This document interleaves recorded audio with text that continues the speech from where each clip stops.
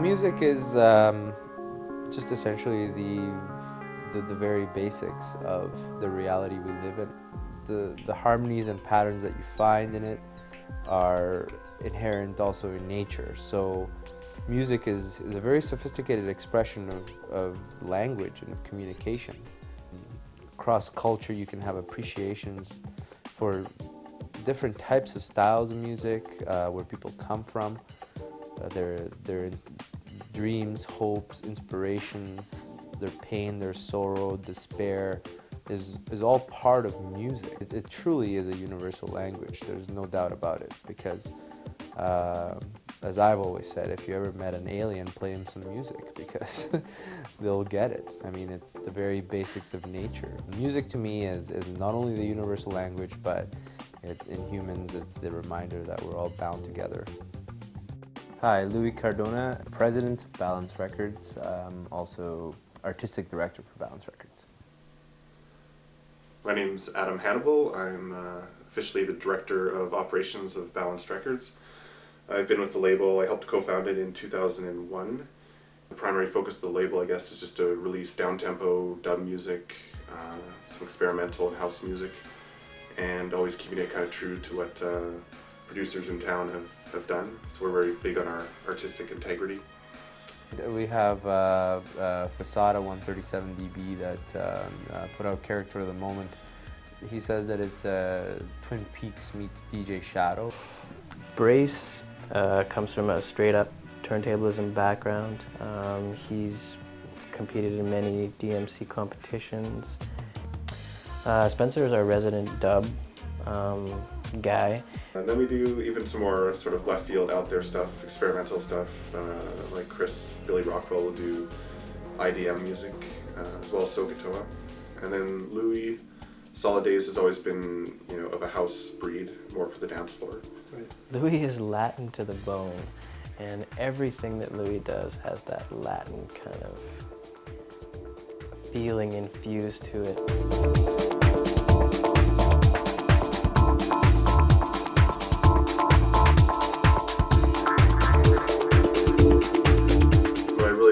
Like about Balance, when I look back sort of on our discography, where the labels come from and what it represents, what I really like is that we've represented such a range and a full spectrum of different types of music as well as emotions, and that in a broader sense speaks to what I think the value of music is that it's reality, it's living, it's all about the different emotions you go through and how you can express them. And I think most importantly, how you can translate that so other people get it or get something out of it. Summer of 2001, and a bunch of us had driven out for a weekend. And then what we did is decide to just drive around and check out ghost towns throughout Manitoba and play music there. So it was just kind of just an experimental voyage. There's a place called Strathclair, which is a ghost town, so we called it Strathclair Community Radio or something like that, and just pretended we were broadcasting different radio shows and that kind of thing in these ghost towns. So it was just kind of us getting in touch with our surroundings and getting inspiration from it, and it's an important thing to do, I think, because we do take a lot of, it sounds cheesy, but we're pretty proud of where we're at, in terms of the culture of Manitoba, the people. I think all of us have just, investigated making music from being DJs.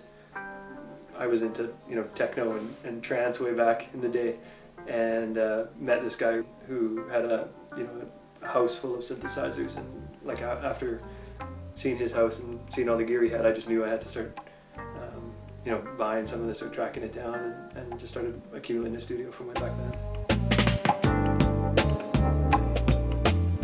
I just got to the point where I wanted to be able to play my own music, so I decided that I was going to get into production, get into learning how to write my own tracks. So we just thought, well, we've been producing for a few years. We've been in the rave scene or DJing since 95, 94, and it seemed like it was something that was going to stay, so let's try and make a career out of it.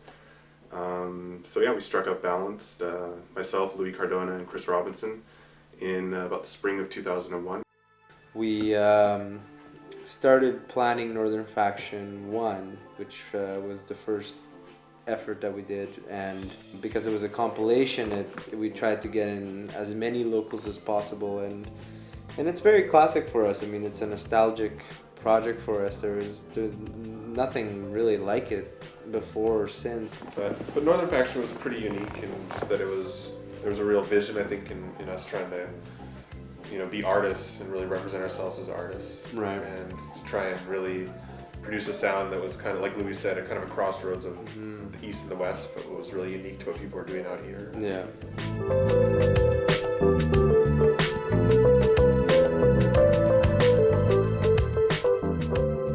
Quantum, his album Instrumental Language was it was our first full-length album, so definitely memorable.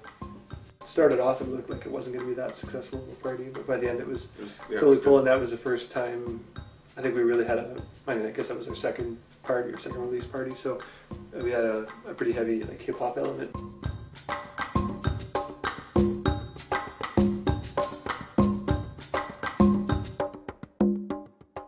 I guess the Fat Angel show was pretty cool too, because that was another time where, again, we just threw a lot of different musicians together. Like there was, Jessica, I think her last name was Haney, who's now like the singer in the Ducks. She was just doing some improv singing, and Rusty, who's in like the Waking Eyes, doing trumpet, and then the rest of us just had all kinds of different instruments, just jamming. It was very spontaneous.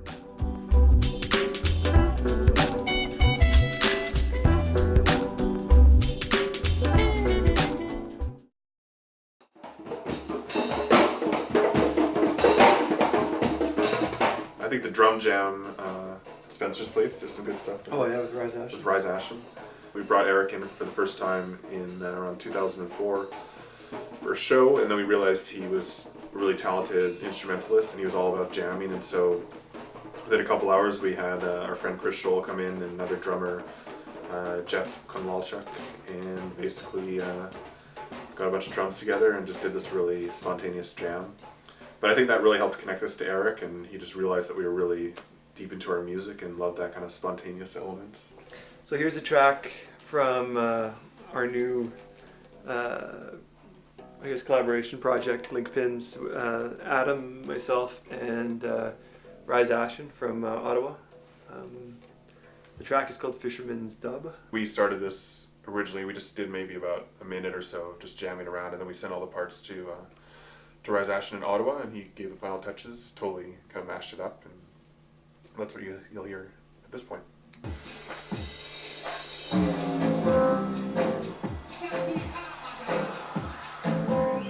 So yeah, I kind of like what he did with this because he used some of my original bass lines with like some really dirty, heavy synth bass lines, and I think it works pretty good. Alright, so we're just about to record some bass lines for an upcoming track Spencer's working on. This is kind of how we usually work with beats. Spencer will lay down a rhythm and I'll just kind of jam over and improvise the bass line, and we'll take the best takes that work for it.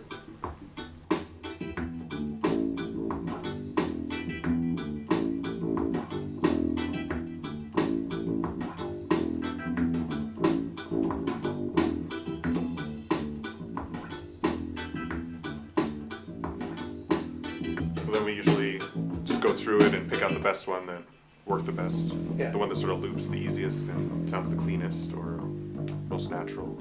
I'll play it with the rest of the track.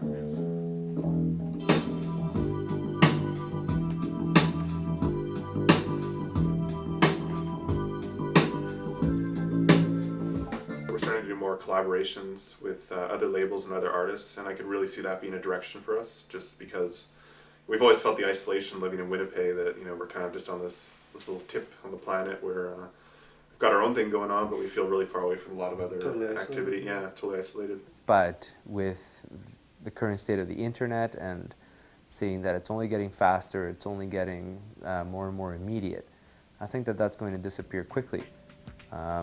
Running a label is much like producing your own music.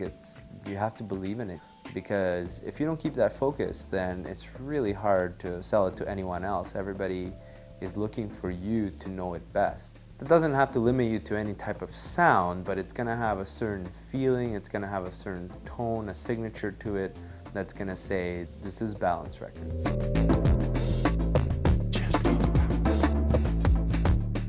I myself was the first advocate for having vocalists on the label, and that's turned out very well. It's Sarah Michelson obviously being the first and foremost singer on the label, and works with me and Waylon from Facada 137 dB as well.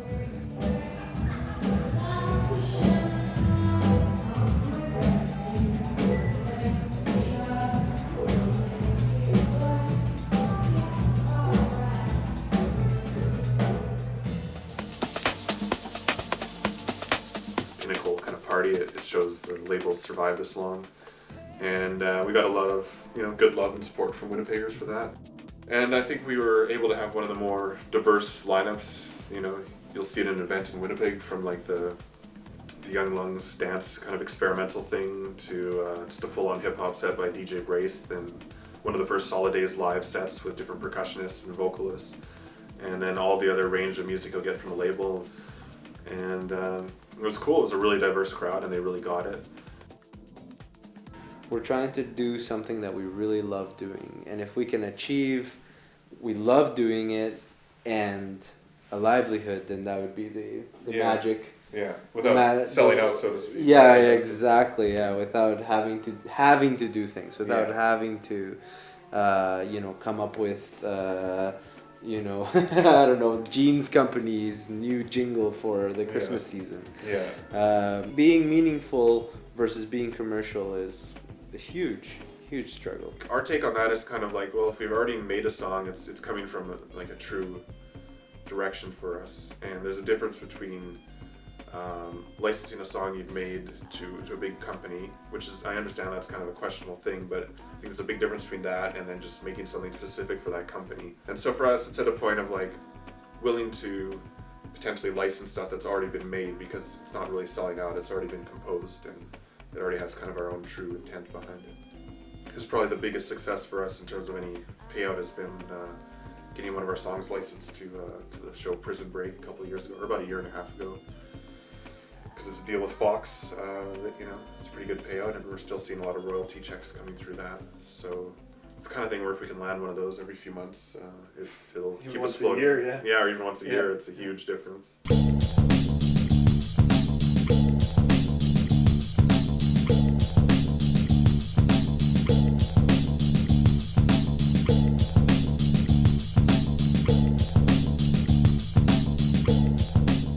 Yeah, again, we're not doing this to, for the bling. It's just really for the love of the music, and trying to find ways to keep it preserved.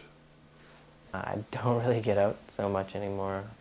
I spend probably 90% of my free time with headphones on, staring at the computer, trying to make beats. I make beats in my head while I'm driving, to and from the lake or from where. I work all day. I have a 9-to-5 job, but I'm thinking of music during the day and everything. So I think it just, it's the most important thing in my life, I'm sure, for pretty much everyone in Balance. Yeah.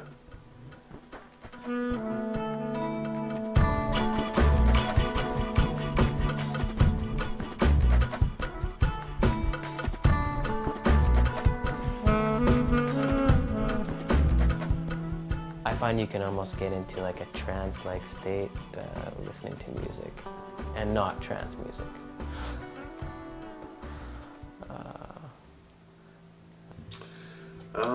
Balance for 2007, you haven't seen nothing yet. Or what is it? From the prairies, you'll find balance. What was that from? What's their slogan? That ad? The ad was the middle of nowhere is balance. Oh yeah, the middle of nowhere is balance. Say that right at the camera. You should do it. You're better than me. Puff, do you want to do it? From the middle of nowhere is balance. Meow.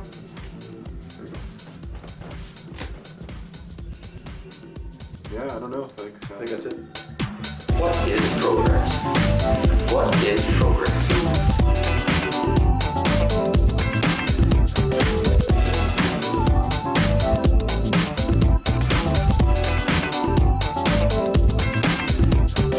What is progress? What is progress?